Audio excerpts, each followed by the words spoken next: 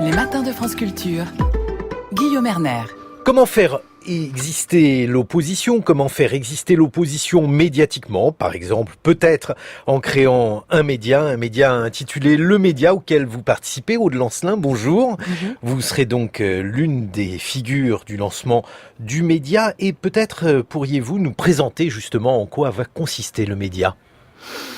Le média, c'est un lieu qui naît d'un constat assez terrible sur l'état de la presse et de la télévision française, à savoir qu'il n'y a plus de lieu pour la parole intellectuelle et politique réellement de gauche.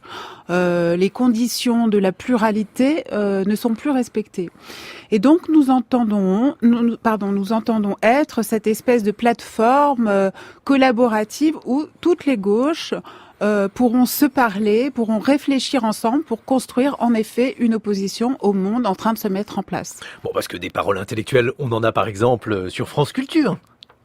Bien sûr, bien entendu, mais si vous voulez, très souvent, et je suis bien placée pour le savoir, vous êtes invité sur France Culture au milieu de trois autres adversaires. Généralement, d'ailleurs, l'animateur se joint à eux pour vous. En tout cas, essaye de faire circuler la parole. Oui, mais si vous voulez, il y a un climat dans ces lieux-là, il y a une apparence de neutralité idéologique qui ne correspond pas à la réalité, si vous voulez. Moi, je veux bien que... Pourquoi ? Parce que pour vous, c'est une fausse neutralité ? Oui, c'est-à-dire que moi j'entendais votre reportage tout à l'heure sur le média et il était absolument question toutes les deux phrases de la France insoumise. Donc je veux bien qu'on se pose des questions. Effectivement, en tout cas, nous on se représente le média comme étant l'organe de la France insoumise. Peut-être que l'on sera détrompé lorsqu'on le verra, mais aujourd'hui c'est ce que l'on se dit. Non, alors je vous arrête aussitôt. Le média n'est pas l'organe de la France insoumise.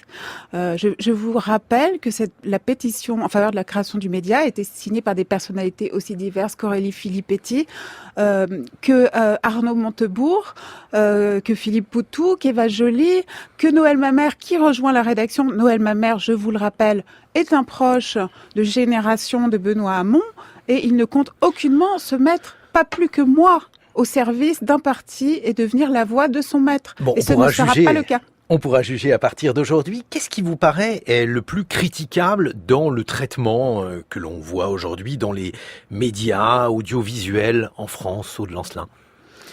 L'absence de diversité, l'absence de respect justement de l'opposition, les biais idéologiques. On a tous. Justement sur les biais idéologiques, qu'est-ce qui vous paraît, par exemple, le plus évident en matière de biais idéologiques ?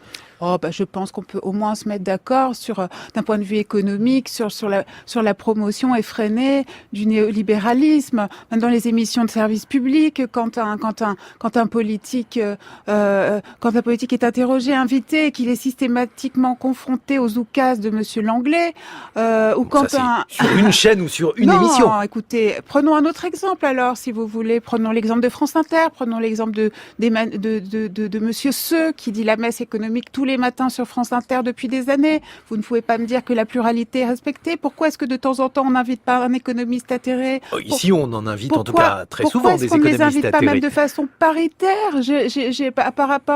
Par rapport à cette vision de l'économie répandue par ces éditorialistes comme Monsieur Seux, vous savez très bien que la pluralité intellectuelle n'est pas respectée dans ce pays, dans les médias.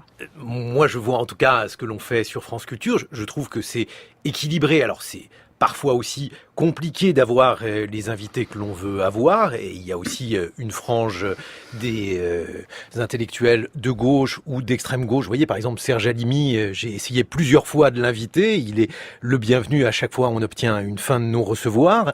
Parmi les personnes que l'on a sur un plateau, il y a aussi les gens que l'on peut avoir parce qu'ils acceptent de venir, et bien souvent, ces gens-là n'acceptent pas de venir, ce qui est aussi un problème, Aude Lancelin. Bien souvent, là vous parlez d'un cas très spécifique qui est quand même la mouvance du monde diplomatique. Disons que c'est lui auquel je d'Acrimed. pense parce que je lui ai Oui. lancé Bon. souvent des invitations. Il se trouve que Serge Halimi, qui est un des meilleurs journalistes de ce pays, est un disciple de Pierre Bourdieu, qu'il a fait un certain nombre de constats extrêmement sévères sur les médias, qui justifient le fait que selon lui, la parole n'est plus possible dans des lieux comme ça, précisément parce qu'on ne vous laisse pas vraiment s'exprimer. En réalité, on ne vous donne qu'un strapontin de temps à autre pour venir vous faire assommer publiquement. C'est plutôt ça, en ce moment, à quoi est réduite l'opposition intellectuelle dans les médias. Moi, je partage ce constat, mais par contre, je ne partage pas avec lui les moyens d'y remédier. Je pense, au contraire, qu'il faut se battre, descendre dans l'arène, qu'il faut se battre, et y compris descendre dans l'arène, mais aussi, justement, créer des médias. Si vous voulez, moi, mon constat, et c'est la raison pour laquelle je rejoins le média, en dépit des questions que moi aussi je me suis posées. Évidemment, il n'est pas question pour moi de devenir le porte-parole d'un parti, d'un mouvement, quel qu'il soit. C'est insupportable. Je n'ai pas traversé tout ça pour venir me faire remettre un collier d'esclave. Mais si vous voulez, mon constat, je pense, rejoint celui des fondateurs du média, qui ont une autre histoire, qui ont traversé la campagne présidentielle et ont fait le constat que tant que les médias seraient ainsi verrouillés, bloqués, rien ne pourrait se passer. Mon constat, c'est qu'il faut vraiment reconstruire les libertés la liberté éditoriale ailleurs. Mon constat, c'est notre constat commun, c'est celui qu'a fait par exemple Pablo Iglesias, le fondateur de la chaîne de télévision La Tuerca, avant même le mouvement des places, avant qu'il devienne connu. Si les médias ne viennent pas à toi, deviens le média. Mais alors pourtant, lorsque l'on entend les critiques qui sont adressées à Radio France, il y a eu notamment une pétition dans Causeur qui expliquait que Radio France était beaucoup trop à gauche, que tous les journalistes étaient de parti pris, et vous n'avez pas l'impression qu'on est pris en quelque sorte entre le marteau et l'enclume, et c'est peut-être cela qui prouve que à Radio France, en tout cas, on est neutre? Alors, Guillaume Erner, vous citez Causeur, mais vous connaissez bien là aussi le biais idéologique de ce mensuel, très à droite, pour ne pas dire davantage, financé par l'ancien patron de Minute. Donc évidemment, pour ces gens-là, c'est un point que j'aborde dans le livre que je sors cette semaine, La pensée en otage. On construit le mythe d'une appartenance idéologique des journalistes à la gauche. Moi, je démontre dans ce livre que c'est un leurre. C'est un des leurs d'ailleurs qui sert au système à se verrouiller. C'est un leurre parce que, en réalité, les positions sociétales, mollement pro-migrants, pro-gays, féministes, ne nuisent en rien aux actionnaires de la presse et des chaînes de télévision actuelles. Et au contraire, cela permet d'entretenir le mythe d'une opposition loyale, démocratique, combative que seraient les journalistes. Or, les journalistes ne sont plus ça aujourd'hui. Et mais ce ne sont pas des opinions consensuelles. On peut en penser ce que l'on veut. Effectivement, la lutte en faveur des migrants, vous dites en faveur du mariage pour tous, toutes ces positions-là ne sont pas des positions qui ont recueilli un assentiment complet dans le pays. Vous avez absolument raison. Du reste, ce sont des combats que je partage. Là n'est pas la question. Mais encore une fois, malheureusement, l'essentiel du combat se joue sur les positions économiques. Et là, on nous fait croire dans ce pays et la droite, l'extrême droite même que vous citiez à l'instant, est un peu l'idiote utile des milieux d'affaires dans cette histoire. On nous fait croire que les journalistes sont massivement de gauche. Or, c'est faux, bien souvent. À chaque fois qu'on fait des sondages, c'est ce que l'on voit en tout cas. Mais quelle gauche? Quelle gauche? Peut-être pas assez à gauche pour vous, mais... Non, mais quelle gauche? Est-ce que vous... Je ne sais pas. Mais écoutez, moi, je vous le dis massivement, la corporation journalistique a voté Emmanuel Macron en 2017. Et je suis sûre que vous ne me démentirez pas sur ce point. Vous le savez très bien. Est-ce que c'est la gauche? Au premier ou au deuxième tour? Au premier tour. Est-ce que c'est la gauche? Est-ce que c'est la gauche, Emmanuel Macron? Dans un premier temps, c'est vrai, il a commencé par dire qu'il était socialiste. Et puis il a dit, je ne suis surtout pas socialiste. Mais je vous laisse juger. Moi, en tout cas, je vous pose la question. Aude Lancelin, vous dites dans La pensée en otage, effectivement, que l'une des questions qui se posent en France, c'est la question des actionnaires de la presse. Et effectivement, il y a aujourd'hui extrêmement peu d'organes de presse qui sont indépendants sur le plan financier. c'est peut-être la raison pour laquelle le service public constitue un îlot, quoi qu'en pensent certains, de neutralité, en tout cas une manière de pouvoir diffuser une information qui soit libre sur le plan actionnarial. En tout cas, c'est évident. Ça devrait être le cas.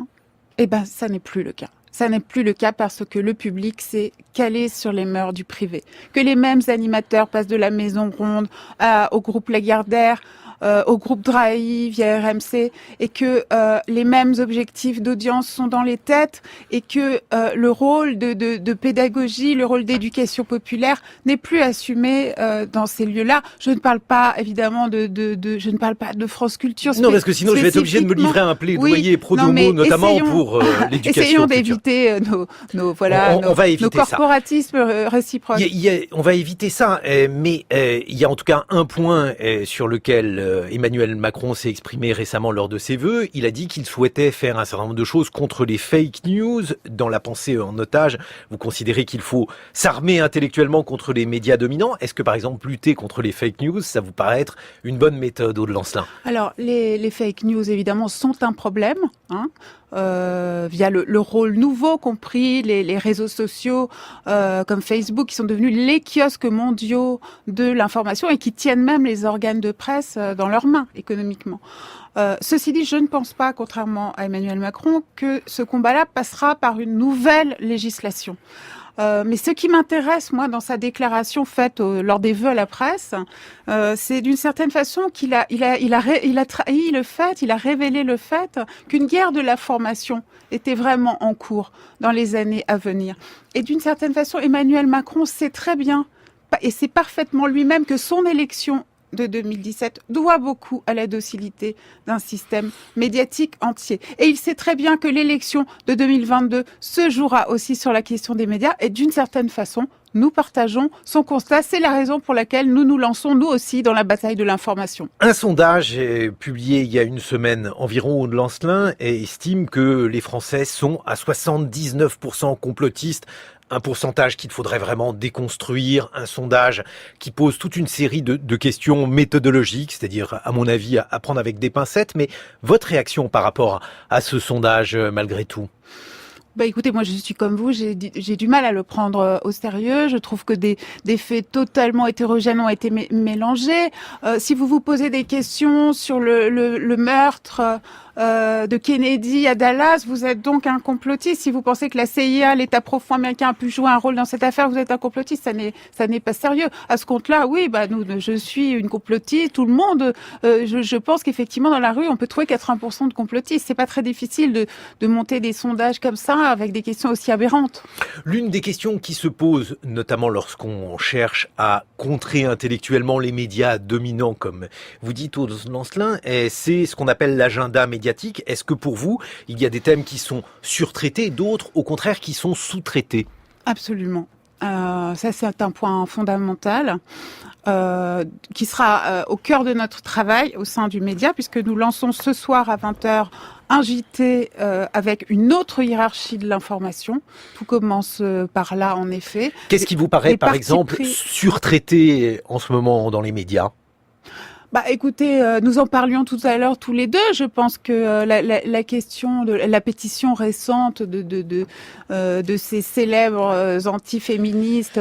Il y a la une de Libération, par exemple, Catherine Deneuve, qui répond à la polémique. Donc cette pétition qui a été faite pour contrer d'autres pétitions qui avaient été apportées au sujet, donc évidemment des hashtags MeToo et Balance ton port. En effet, là, je trouve qu'on est vraiment dans le pur spectacle. Je pense que malheureusement, ce débat-là ne changera rien à la condition des femmes, à leur sécurité dans le métro. Je trouve qu'à la faveur de cette réaction, puis c'est une réaction au mouvement Balance ton port, des propos totalement délirants ont été tenus. Ainsi, les femmes devraient se battre dans le métro, mettre une gifle à celui qui leur a mis la main aux fesses, mais c'est une plaisanterie. Si vous mettez une gifle, vous vous faites insulter, vous vous faites agresser. Tout cela est totalement coupé du réel. Mais tout alors, cela ne sert à rien et occupe les ondes effectivement depuis des semaines. Mais alors, vous incriminez cette dernière pétition ou alors l'ensemble du mouvement qui vous paraît en quelque sorte incapable de faire véritablement changer la condition des femmes? Non, je pense, si vous voulez, moi je pense qu'il y a un peu de vrai dans les deux camps. Je pense qu'effectivement, moi, je n'ai pas envie non plus que la France vire à la méfiance entre les sexes, au puritanisme, etc. Mais je pense qu'il y avait des choses intéressantes dans le mouvement Balance ton porc. C'est vrai que c'est vrai qu'un sexisme profond règne notamment dans les entreprises et que cette libération de la parole était un moyen, oui, de renverser l'intimidation, de renverser un peu les choses. Mais bon, évidemment, on est allé dans des excès tels que tout ça perd sa force et son caractère judicieux. Lorsque vous considérez qu'il faut un nouveau média pour lutter contre les médias dominants, donc il y a la question effectivement de l'actionnariat, il y a aussi la question de la professionnalisation du métier, le fait de savoir si journaliste c'est un métier en tant que tel, ou bien s'il faut accueillir également d'autres regards sur le réel. Dans le média, vous allez mélanger, vous allez accueillir à la fois donc des journalistes professionnels et des personnes qui souhaitent devenir contributeurs. Est-ce que ça, c'est une démarche fructueuse ou bien est-ce une manière en quelque sorte de provoquer un mélange des genres, Aude Lancelin? Alors, sachez qu'il y aura une distinction faite entre les deux types de contributions. Il y a une vraie rédaction, il y a 12 journalistes, ils ont des cartes de presse, ils ont été recrutés à LCI, ils ont été recrutés au Figaro, ils ont été recrutés au Monde Diplo, à l'Obs. Donc voilà. Et puis il y aura des correspondants citoyens qui auront la possibilité de soumettre à la rédaction des propositions. Il y aura des choses formidables, il y aura certainement des déceptions, mais de toute façon, la signalétique distinguera les deux types de travaux. Et vous serez libre y compris de critiquer Jean-Luc Mélenchon, de critiquer les propositions de la France Insoumise? C'est indispensable à mes yeux. Et l'on pourra donc le voir dès ce soir à 20h. Vous allez reprendre les différentes rubriques que l'on trouve dans les autres médias, du journal de 20h à d'autres formes donc de reportage, Aude Lancelin. Alors écoutez, je ne vous cache pas que nous démarrons avec beaucoup moins de moyens que nos amis milliardaires, que Bolloré ou Patrick Drahi sur BFM. Donc il y a une partie flash info, il y a une partie reportage sur le terrain. Avec nos moyens, tout ça se construira au fil du temps. Bolloré ou Patrick Drahi vont accepter de devenir des sociaux eux aussi. Ils ne pourront pas. Ils ne pourront pas. Il y a un plafond de dons. Je ne pense pas. À quelle hauteur? Il est à 2700 € mensuels. Je ne pense pas que ça les intéresse comme type d'investissement. On en reparle aux environs de 8h20 avec le député France Insoumise Éric Coquerel, élu de la première circonscription de Seine-Saint-Denis, qui vous rejoindra, Aude Lancelin. Je rappelle le titre de votre ouvrage, La pensée en otage, aux éditions des Liens qui libèrent.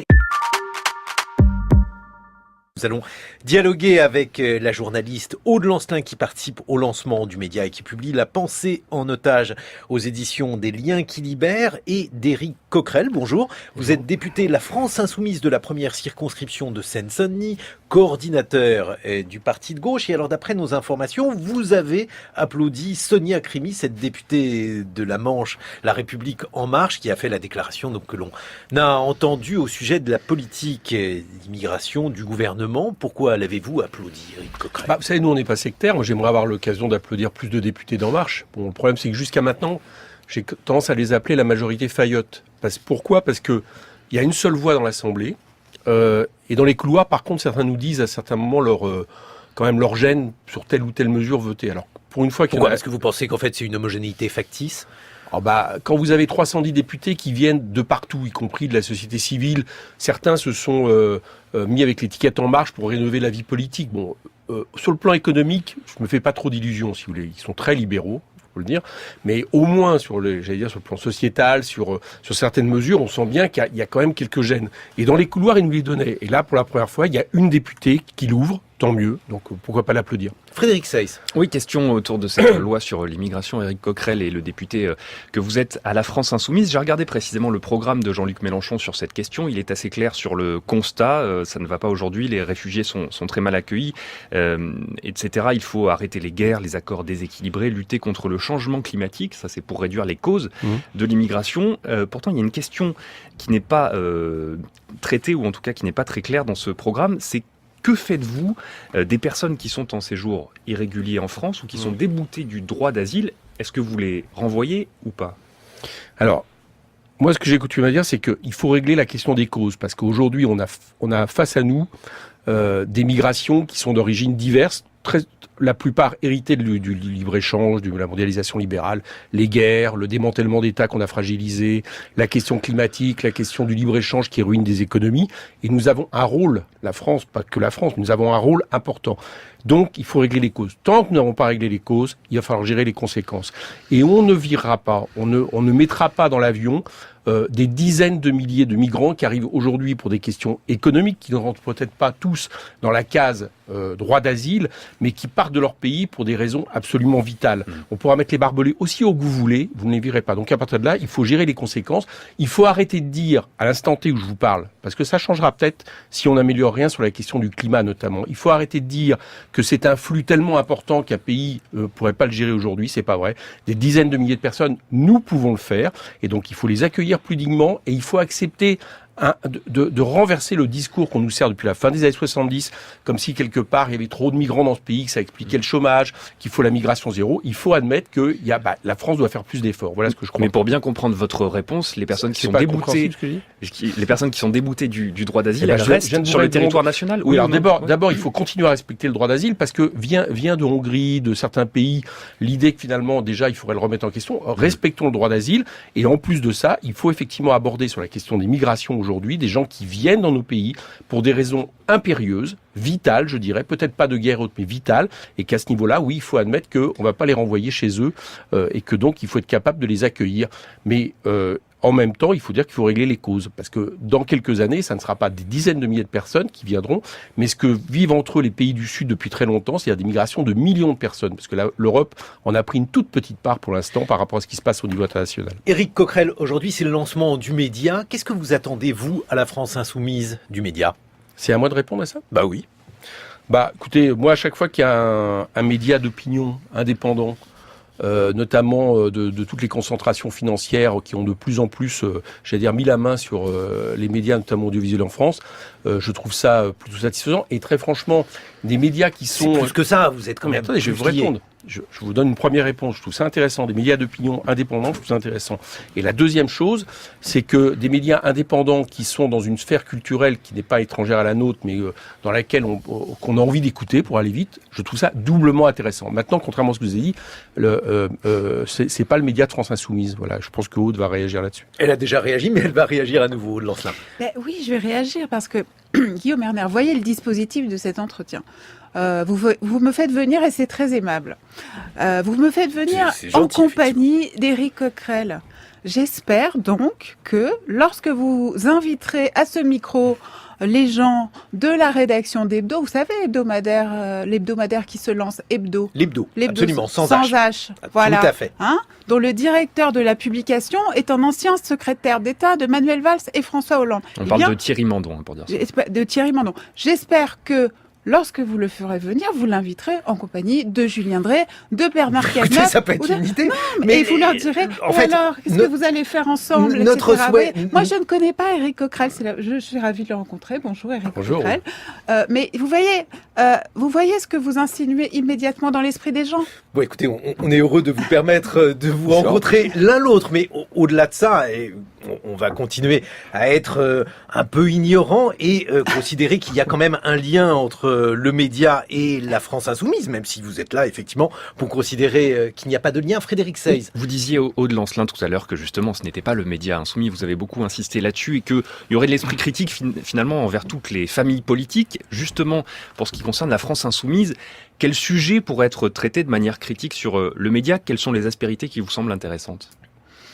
Alors je ne sais pas si mes camarades et moi partageons, il faudrait une discussion collective pour répondre à votre question. Mais enfin, par exemple, le projet de loi de Jean-Luc Mélenchon de créer un conseil déontologique des médias, pour moi c'est une chose qu'on peut discuter. Peut-être est-ce que moi j'ai passé 15 ans dans les médias contrairement à lui. Je suis plus pessimiste encore et je ne fais pas confiance à une autorégulation du milieu journalistique. Donc ça c'est une chose. Pardon, je n'ai pas signé la pétition. Vous voyez ? Je pense que c'est une chose qu'on pourrait discuter. On va écouter d'ailleurs Jean-Luc Mélenchon dans un certain nombre de ses tirades au sujet des médias.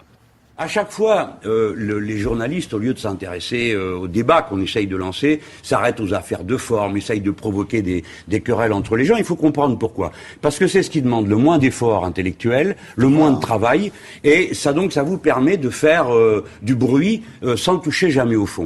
Vous venez de me poser la question, qu'est-ce que vous avez contre les journalistes ? Je n'ai rien, car je ne globalise pas les journalistes, d'accord ? Il m'arrive d'oser avoir l'insolence, l'enflure, le je sais pas quoi, de dire que tel ou tel fait son métier d'une manière qui ne me convient pas. Avec moi, vous parlez de politique, et vos sujets de merde, vous allez les faire avec des gens qui veulent répondre à la merde. Non, mais ce que je veux dire... Non, c'est fini. Terminé. Vous m'avez emmené sur le terrain. Tu fermes ta petite bouche, tu me parles de politique. Moi, je te parle de médias et de ton métier pourri. Éric Coquerel, une réaction à cette sélection évidemment subjective de propos que Jean-Luc Mélenchon a tenus sur les journalistes. Déjà, la première chose que je voudrais compléter ce que vient de dire Rose Lançon, parce que moi, on m'a invité en me disant, on va parler de l'opposition à Emmanuel Macron. Je vais répondre, mais je veux dire, si tout le débat, c'est sur la discussion de savoir dans le détail à quel moment... C'est-à-dire qu'on a considéré en fait que l'une des questions... J'espère qu'on parlera de l'opposition à Emmanuel Macron à la rentrée. On a même commencé déjà à en parler, je vous réponds. En attendant, je vous explique juste. L'une des idées que nous avions, c'était de considérer que l'une des oppositions à Emmanuel Macron pouvait être une opposition médiatique. Oui, d'accord. Ça vous paraît illogique ? Aude Lancerin répondra pour le média. Oui, il peut y avoir des médias. Bien sûr, ce que je pense qu'il faut qu'il y ait des médias d'opinion. Voilà. Je trouve que Le Figaro est un excellent journal, par exemple, qui est un média d'opinion. Donc il faut des médias d'opinion et il faut des médias opposés à Emmanuel Macron. Ça changerait un peu, si vous voulez, parce que on a plutôt dans l'autre vous sens. aussi, vous considérez que oui. Et alors, par exemple, la France Culture. Mais c'est marrant, comme tout le monde se sent à ce moment-là. Mais je vous donne un exemple de Laousse récemment sur France 2. Je trouve que je pense que c'est faire injure très certainement aux journalistes de France 2 pour lesquels j'ai beaucoup d'estime, de penser qu'une émission hagiographique envers Emmanuel Macron peut servir de lieu d'émissions politiques invitant le président de la République. Mais je réponds à votre question sur la question de la critique média. Oui, il est nécessaire d'avoir une critique des médias. Pourquoi ? Parce que justement, les médias, c'est un pouvoir évident. 2, je vous rappelle qu'après le Conseil national de la résistance, après la libération, on a essayé de lutter contre tout ce qui pouvait être justement de pouvoirs transversaux, c'est-à-dire de grands groupes qui possèdent des médias et qui ont des intérêts, je dirais, autres que simplement le fait de diffuser de l'information et éventuellement d'en vivre. Or, aujourd'hui, on a une concentration absolument extrême et nous avons justement cette espèce de mélange de genres. Donc le pouvoir, il se renforce, il est économique, il est lié du coup aussi de manière organique, même avec une certaine oligarchie dans laquelle Emmanuel Macron appartient. Et là, je pense que du coup, il faut pouvoir critiquer. Donc, par exemple, avec Aude, j'entendais ce que disait Aude Lancelin sur la question de la proposition de Jean-Luc Mélenchon. Je trouve que c'est une bonne proposition. Pourquoi est-ce qu'on a un problème ? Quand il y a des choses qui nous irritent sur les médias, quand, par exemple, on se dit, tiens, il y a les mêmes 20 journalistes qui vont de chaîne en chaîne avec le même genre de discours pensée unique, en dehors du tribunal, il y a quoi pour expliquer, par exemple, qu'on aimerait qu'il y ait une réaction ? Je trouve ça pas mal qu'il y ait à un moment donné un organisme de consultation qui puisse réagir quand on trouve que vraiment la ligne jaune est franchie. Voilà. Frédéric Seyss. Question sur les derniers mois de la France insoumise. Jean-Luc Mélenchon à la présidentielle fait plus de 7 millions de voix. Il y a une dynamique incontestable pour lui. Pourtant, il n'arrive pas ensuite à mobiliser, à faire fructifier cette dynamique face aux ordonnances, notamment, qui était l'un des projets centraux d'Emmanuel Macron. Est-ce que ça, c'est uniquement la faute aux médias, si on peut utiliser ce pluriel ? Vous avez entendu ça, vous ? On n'a jamais dit ça. C'est une question que je vous pose. D'habitude, il y a un mur médiatique, etc. Est-ce que c'est uniquement cette faute ? Bien sûr que non. C'est pas ce que nous sommes en train de dire. Je pense que la responsabilité, elle est globale. Vous remarquerez qu'il y a plusieurs formes d'opposition à Emmanuel Macron. Il y a des formes syndicales, il y a des formes associatives, des formes politiques. L'attaque est tellement rude qu'il y a deux manières de s'opposer aux ordonnances. Soit une grève générale qui arrête le pays pour essayer d'avoir un bras de fer sur des formes, j'allais dire, plus classiques, qui marchent quand ça c'est appliqué. Soit il faut trouver le fait d'aller tous ensemble, c'est ce qu'on avait proposé, une grande marche, converger, montrer qu'on est des centaines de milliers de personnes. Nous, on a essayé. On a essayé de faire notre travail. On a sûrement certains échecs, on peut en parler. Bon, j'observe simplement que pour l'instant, toutes les oppositions, et Emmanuel Macron, les oppositions populaires, on va dire, c'est-à-dire n'ont pas réussi aujourd'hui à mettre en face de son projet le rapport de force nécessaire. Bon, c'est ce qu'on va essayer de continuer à faire pour 2018. Qu'est-ce qui a pêché, notamment au niveau de la jeunesse, que Jean-Luc Mélenchon avait appelé à se mobiliser? Attendez, la jeunesse, c'est pas encore gagné, parce que vous savez que c'est dans les lycées là que vont venir les conseils de classe et autres qui vont commencer à dire mais t'es en terminale, mais le bac ne suffit plus forcément pour aller à l'université. Donc on va voir si la jeunesse réagit pas. En tout cas, nous on le dit très clairement, on joue carte sur table, on va essayer de mobiliser la jeunesse. Voilà, on va faire tout ce qu'il faut pour mobiliser la jeunesse, parce que ce projet de loi est absolument délétère et scandaleux. On verra bien si on y arrive. En tout cas, Mais on va pour jouer notre autant, rôle. Éric Coquerel, si on en reste à la jeunesse et à ce projet de loi, la situation antérieure, j'imagine qu'elle ne vous satisfaisait pas non plus. Ah bah, oui, d'accord. Oui, non, bien sûr. Vous savez, quand vous voulez tuer le cheval, vous dites... Non, mais c'est vrai. Je veux dire, il faut Mais donc c'est une vrai. alternative. Qu'est-ce que vous Vous savez, proposeriez? l'alternative, il y a deux alternatives possibles. Il y a des tranches d'âge qui arrivent de plus en plus importantes avec le bac. Soit on construit les facs nécessaires pour les accueillir, soit on adapte justement ces tranches d'âge par rapport aux facs existances et à l'austérité qui est celle de l'enseignement supérieur, en tout cas au moins des universités. Nous, on pense que c'est la deuxième solution. On pense qu'il faut construire des universités. On pense qu'il faut mettre le paquet sur le budget, parce que c'est une des richesses de la France d'avoir autant de jeunes qui peuvent arriver dans l'enseignement supérieur. C'est tout l'inverse de ce que fait le gouvernement. Alors, si, comme depuis des années, en réalité, on gère la pénurie avec notamment le tirage au sort, bien sûr que c'est scandaleux, mais c'est pas une raison pour carrément entériner la sélection. Frédéric Seyss. Il va y avoir une décision très prochaine sur l'aéroport Notre-Dame-des-Landes du gouvernement. Les opposants se mettent à croire qu'ils vont finir par l'emporter, puisque le gouvernement envoie des messages selon lesquels ce n'est peut-être pas la seule manière d'envisager de construire un aéroport dans le Grand Ouest. Si le gouvernement renonce à cet aéroport à Notre-Dame-des-Landes, est-ce que vous applaudirez dès demain? Ah bah si renonce, oui, pourquoi? Bien sûr. Vous direz bravo gouvernement. Bah oui. Question aussi sur la coalition de gauche, Aude Lancelin en parlait tout à l'heure, qui pourrait davantage faire obstacle au gouvernement. Au Parti Socialiste, ça ne vous a pas échappé, il y a bientôt des élections internes. Ouais. Est-ce que selon vous, il y a un candidat qui serait Attendez, meilleur que d'abord, l'autre? je voudrais vous répondre à une question. Vous avez observé le vote de C'est vous confiance qui me du posez Parti la Socialiste au moment au Parlement, à l'Assemblée nationale? Pour le Premier ministre Édouard Philippe? La Oui. politique, vous avez observé Oui. une très grosse majorité d'abstention. Je crois qu'il y a 3 contre seulement. Ouais. Donc déjà, il faudrait que le Parti Socialiste soit réellement dans l'opposition. Donc comme pour ça vous, permettra cette de élection-là, commenter. ça vous en Ouais, intéressait? Il n'y a aucun candidat qui peut vous aider dans cette perspective? À ce stade, il y a éventuellement des candidats que j'aime moins que d'autres. Mais je ne pense pas que la lumière va venir du Parti Socialiste, parce que, encore une fois, je les vois pas dans l'opposition aujourd'hui. Certains d'entre eux le sont, ok, mais ça ne fait pas un parti. Aude Lancelin. Oui, bah écoutez, non mais le Parti Socialiste est fini, hein, on éteint la lumière. Bon, c'est clair. Évidemment, nous souhaitons aux médias discuter avec Benoît Hamon, par exemple, ou avec les communistes. Je pense que on peut pas en rester à ce non-dialogue, ce mur de Berlin. Donc on les fera venir.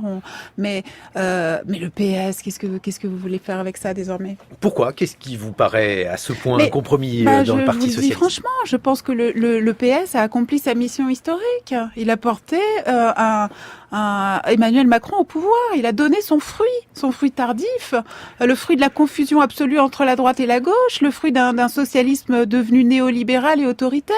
Il est au pouvoir maintenant, il n'y a plus qu'à se dissoudre.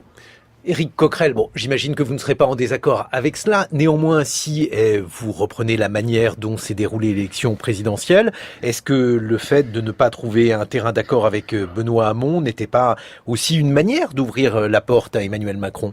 Ah bah si, on a regretté que Benoît Hamon se maintienne, ça c'est clair, on l'a dit. Je veux dire, il y a un moment donné, si vous voulez, dans l'histoire de ce pays depuis des années, le Parti Socialiste était hégémonique sur ce qu'il était convenu d'appeler la gauche, tout en faisant une politique de droite depuis malheureusement très longtemps. Bon, on est maintenant débarrassé de ça. C'est déjà une appréciation. Vous me demandez ce que je pense du Parti Socialiste, mais on va voir dans les élections partielles qui vont avoir lieu, mais pour l'instant, la plupart des gens s'en fichent. Hein. Et tant mieux. Pourquoi? Parce que ça veut dire qu'il y a une autre alternative qui peut se construire. C'est ce qu'on essaye de faire avec France Insoumise, une alternative politique. Bon. Donc le sujet du Parti Socialiste. Bon, Hamon, c'est autre chose. Il est sorti du Parti Socialiste, maintenant. Donc voilà, je ne vais pas revenir sur le passé. On regrette, Jean-Luc aurait très certainement pu se qualifier pour le deuxième tour si c'était pas présenté. Bon, maintenant, nous, on a toujours ouvert la porte aux discussions avec lui. Il n'y a pas de souci. Discussion sur partie de l'opposition, si vous voulez. Voilà. Discussion sur quel point? On a bien compris qu'il y avait des convergences de vues, par exemple, sur le plan écologique, sur le plan économique. Si vous aviez aujourd'hui à construire un programme avec Benoît Hamon, ou en tout cas un programme de gauche pour la France insoumise, sur quoi insisteriez-vous? Qu'est-ce qu'il y aurait qui constituerait véritablement une rupture, par exemple, avec ce que le PS a dit avant? Je parle bien des propos du PS et pas forcément des actes de François Hollande. À mon avis, la question de fond, elle est sur la question de l'Union européenne. Voilà. On a noté quelques inflexions plutôt intéressantes du côté de Benoît Hamon. Qu'est-ce qu'a fait la social-démocratie et pourquoi justement elle a accompli, elle n'a plus de rôle historique? C'est qu'elle nous a dit il faut absolument construire l'Union européenne à marche forcée et qu'importe si on construit une Europe libérale, le jour où on sera tous au pouvoir, on va la transformer en social-démocrate. Ils ont un jour été tous au pouvoir, ils sont devenus libéraux. C'est ça qui a eu lieu. Nous on dit on ne peut pas continuer, j'allais dire, à imposer au peuple français des mesures d'austérité, de libre-échange, de dumping, au nom de l'Union européenne. Donc il faut être capable de dire, il faut rompre avec ces traités. Voilà, pour espérer même reconstruire un projet européen, il faut rompre avec ces traités. C'est un peu la discussion un peu de fond, justement, qu'on a avec Benoît Hamon, et qui aujourd'hui est encore une différence, à mon avis, importante. Mais ça peut avancer. Frédéric Seyss. Ce sera la tonalité de votre campagne européenne. Ce sont les prochaines élections à mi-2019. Un plan A ou un plan B. Oui. Vous restez sur cette position. Oui, Est-ce que vous pouvez l'expliciter assez rapidement, le plan A, c'est la France utilise le rapport de force qui est le sien, c'est-à-dire la deuxième puissance en Europe, pour dire on arrive au pouvoir, on a un mandat du peuple français, on veut bien continuer, mais sur telle et telle mesure qui inverse en gros la logique européenne, et on pense qu'on peut y arriver, parce qu'il y a plein de pays en Europe qui auront intérêt à le suivre. Donc on change l'Europe tous ensemble. Le plan B, c'est on change l'Europe avec les pays qui le souhaiteront et qui souhaiteront travailler avec la France. Voilà. Aude Lancelin. Sur la question européenne? Oui, et sur la manière, puisque bien souvent la question européenne a été perçue comme étant une manière de distinguer les médias dits officiels ou dominants des autres. Est-ce que vous trouvez que cette distinction-là, elle est toujours de mise? Oui, enfin forcément, quand un pouvoir s'est assis sur un référendum comme celui de 2005, ça laisse des traces profondes dans les esprits. Quand on se réclame constamment d'un système démocratique et qu'on produit de tels dénis de démocratie, les gens forcément sont forcés de s'interroger.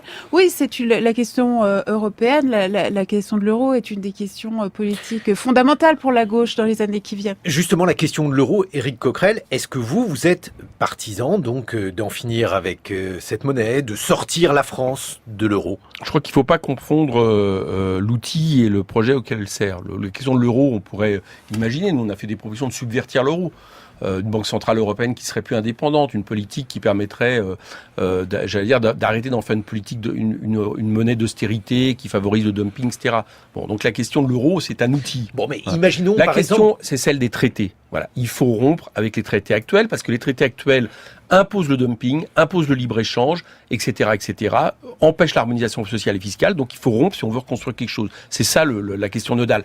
L'euro est une conséquence. Voilà, si on sort de l'Union européenne telle qu'elle est aujourd'hui, vous sortez de l'euro, ça c'est clair. Justement, imaginons, Éric Coquerel, par exemple, que les Allemands ne veuillent pas changer le rôle de la Banque centrale, même que d'autres pays ne nous suivent pas. Que fait-on? Eh ben d'abord, excusez-moi, mais d'abord, essayons d'imaginer l'inverse, parce que ça fait des années maintenant qu'on a des gouvernants qui arrivent en disant on va essayer de faire des choses. Rappelez-vous Hollande, je ne signerai pas le TSCG, d'accord? Il l'a signé entièrement et qui quelque part capitule par rapport non pas aux Allemands, mais aux représentants, on va dire, des possédants allemands qui ont une logique économique, y compris des conditions qui sont pas les mêmes que les nôtres. Un pays qui vieillit, assis sur une rente avec une capitalisation, une rente qui se base sur la capitalisation des retraites, etc. Donc n'ont pas les mêmes logiques.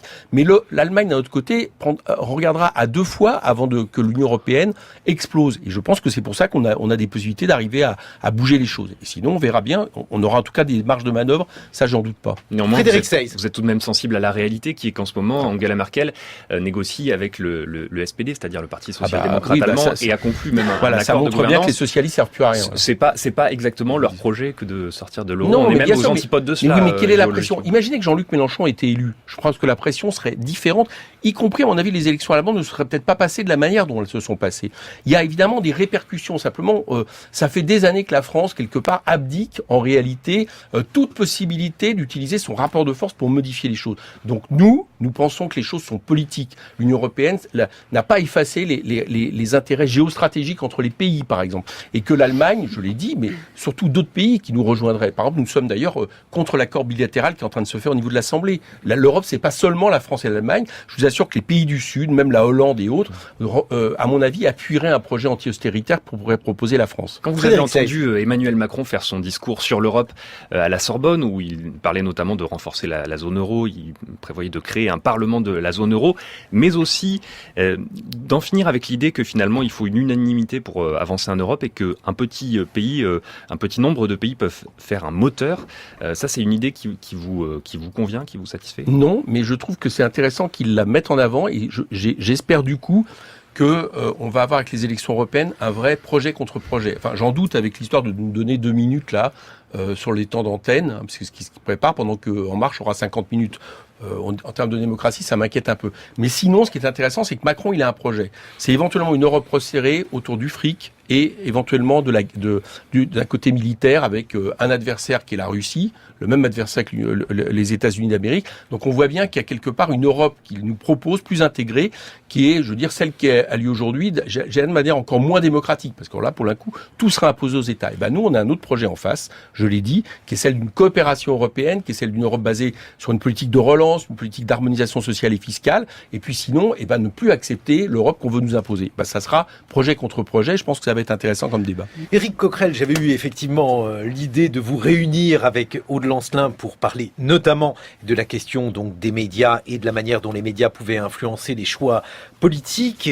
Jean-Luc Mélenchon, même s'il est critique des médias, a été largement servi par les médias dans la mesure où sa campagne, par exemple, a été jugée comme étant une bonne campagne. On considère que c'est un homme qui passe bien dans les médias. Est-ce que finalement, la France insoumise n'est pas un peu ingrate vis-à-vis d'un système qui vous a plutôt bien profité ? Mais c'est intéressant ce que vous venez de dire. Vous parlez des médias et du système. Il y a un système médiatique incontestablement, dont je l'ai décrit tout à l'heure, dans les médias dominants, qui est tenu y compris par des puissances économiques dont on ne peut pas penser que leurs intérêts ne se reflètent pas à un moment donné dans la question du fond, y compris éditorial. Bon. Mais il y a de l'autre côté les médias. Je ne globalise pas tous les journalistes comme ça. J'ai conscience, y compris, il y a beaucoup de journalistes qui sont exploités, y compris en CDD, de manière précaire, etc., par un système justement qui les fragilise et qui du coup les force à accepter un certain nombre de choses qui ne seraient peut-être pas susceptibles d'accepter. Bon, donc voilà, je ne globalise pas. Par contre, oui, il y a un système. Et ce système, il est, j'allais dire, ses rouages essentiels aujourd'hui répondent par exemple plutôt aux intérêts du libéralisme et véhiculent plutôt une pensée unique. Ça a été largement décrit dans des documentaires, je pense au nouveau chien de garde, etc. Je vous renvoie à ça. Je pense que ça... On aimerait bien d'ailleurs recevoir par exemple Serge Halimi à ce sujet. Mais comme je l'ai dit, effectivement, c'est une part donc de commentateurs Acrimed, etc. Il y a des gens très intéressants. Nous avons reçu Henri Malher ici, preuve que on essaye de faire vivre le pluralisme dans la mesure où ces gens-là acceptent de venir. Il y a néanmoins une présence de Jean-Luc Mélenchon qui montre que finalement le jeu des médias ne vous a pas été néfaste. Non, parce qu'il y a aussi à un moment donné, on n'est pas dupe. Enfin, je veux dire, il y a les taux d'audience et autres. Et heureusement, on a des choses à dire. Et en plus, on a en général un leader. Et vous remarquerez que maintenant, il y a aussi d'autres porte-parole qui les disent plutôt pas trop mal.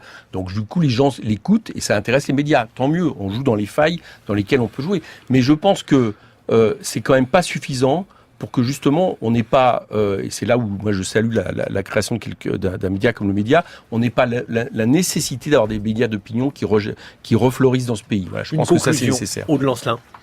Non, mais moi, je suis en désaccord avec ce que vous venez de dire, Guillaume, sur la campagne de Jean-Luc Mélenchon. Enfin, vous savez très bien que le système entier était dressé et contre lui. Faut-il que sa campagne ait été bonne pour que ça ait fini par saluer quelques semaines durant avant de se prendre l'Alba, le Venezuela et des coups de massue jusqu'à... Toute chose qui était dans son programme.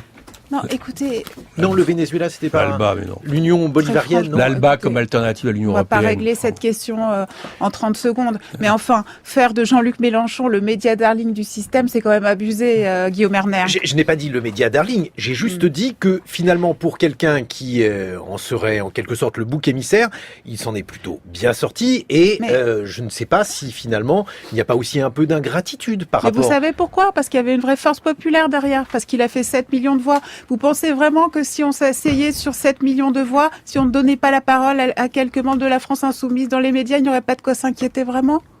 Je renvoie à votre livre, Aude Lancelin, La pensée en otage, s'armer intellectuellement contre les médias dominants aux éditions des Liens qui libèrent. Merci également à Éric Coquerel.